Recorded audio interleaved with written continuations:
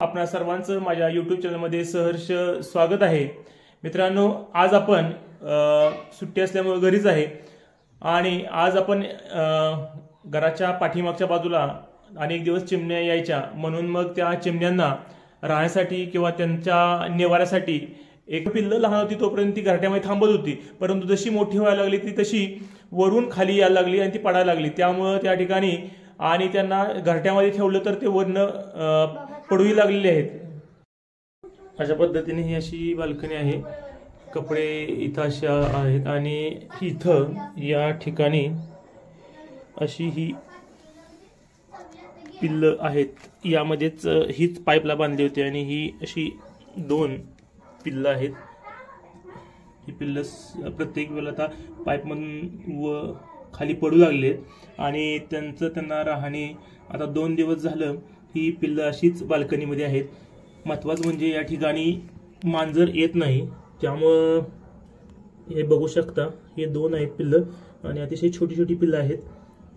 वास्तविक रात्रीच्या थंडीमध्ये गारटून जातात म्हणून इथं थोडं निवाऱ्यासाठी फडकं टाकलेलं आहे आणि अमोघ बरी त्यांची काळजी घेतो, आयुष घेतो दोघांची।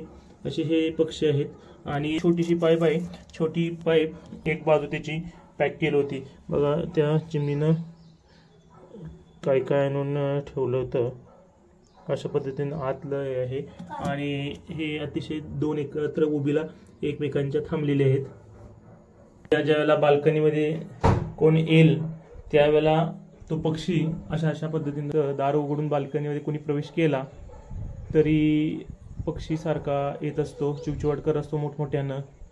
त्याला असं वाटतं की आपल्या पिलांना 2 जीव कसे आहेत। वास्तविक आमची पण इच्छा आहे आपलं जगून निघतील, काही 4 ते 5 दिवसामध्ये मोठी होतील आणि पंखामध्ये बळ येऊन स्वतः उडतील असं वाटतंय, ते बघूया। या ठिकाणी अमोघ आलेला आहे। अमोघ काय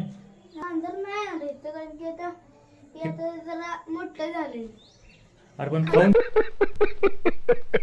टाकतील ते असलं खाऊन टाकतील, जर मांजर आलं तर खाऊन टाकतील।